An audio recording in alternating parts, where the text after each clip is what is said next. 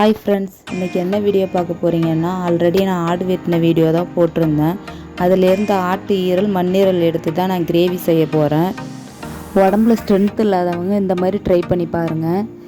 ஈரல்னாலே சில பேருக்கு பிடிக்காது. இப்போ நான் டிஃப்ரெண்ட்டான மெத்தடில் தான் செய்ய போகிறேன். தயிரில் ஊற வச்சு எப்படி செய்கிறதுன்னு பார்க்கலாம் வாங்க. வெங்காயம், தக்காளி, இஞ்சி பூண்டு இடித்து வச்சுருக்கேன். பட்டை, ஏலக்காய், கிராம்பு, பெருஞ்சீரகம், ஜீரகம் எடுத்துருக்கேன்.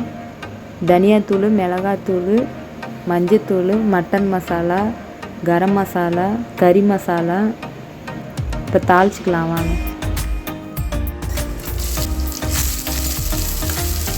நல்லா பச்சை வாசனை போகிற வரைக்கும் வதக்கி விட்டுக்கோங்க. இப்போ கட் பண்ண வெங்காயத்தை சேர்த்துக்கலாம்.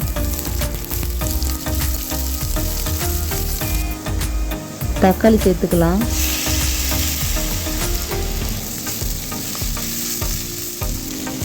தேவையான அளவு உப்பு சேர்த்து நல்லா வதக்கி விட்டுக்கலாம். இந்த அளவுக்கு வதங்கி வந்தோடனே எடுத்து வச்சுருக்க எல்லா மசாலாவும் சேர்த்துக்கலாம்.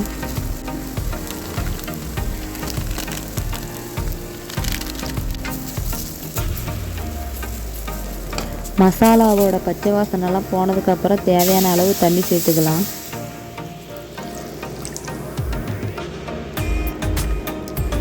கொஞ்சமாக தயிர் சேர்த்துக்கலாம்.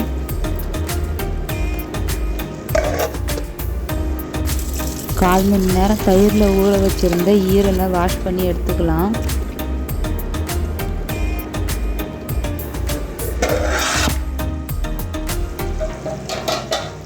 இப்போ மண்ணீரலை முழுசாக சேர்த்துக்கிறேன். கட் பண்ணி சேர்த்துக்கிட்டா அதில் இருக்க ரத்தம்லாம் வெளியில் வந்துடும். அதுக்காக தான் நான் இப்போ முழுசாக சேர்த்துக்கிறேன்.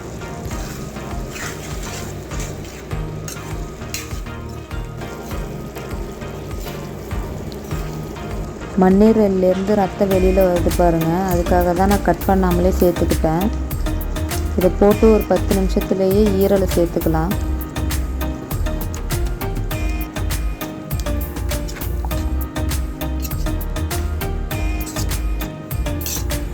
ஈரல் 10 நிமிஷத்துலேயே வெந்துடும். வீட்டில் இருக்க குழந்தைங்க, பெரியவங்க, கன்சீவாக இருக்க லேடிஸ் எல்லாம் வாரத்தில் 2 டைம் இந்த மாதிரி செஞ்சு சாப்பிட்டிங்கன்னா உடம்புக்கு ரொம்ப நல்லது. சூப்பராக ஈரல் கிரேவி ரெடி ஆயிடுச்சு. இப்போ கொத்தமல்லி சேர்த்துக்கலாம்.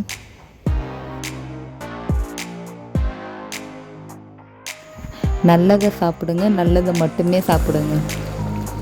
இப்போ நான் எங்கள் வீட்டில் இருக்க குட்டீஸ் கூட தான் சேர்ந்து சாப்பிட போகிறேன். நீங்களும் ஹெல்த்தியான ஃபுட்டாக செஞ்சு சாப்பிட்டு என்ஜாய் பண்ணுங்கள்.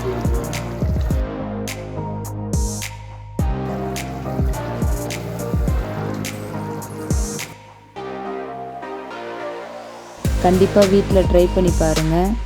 இந்த வீடியோ பிடிச்சிருந்தா மறக்காமல் லைக் பண்ணுங்கள், ஷேர் பண்ணுங்கள், கமெண்ட் பண்ணுங்கள், சப்ஸ்கிரைப் பண்ணிடுங்க. நெக்ஸ்ட்டு ஒரு சூப்பரான வீடியோவில் பார்க்கலாம்.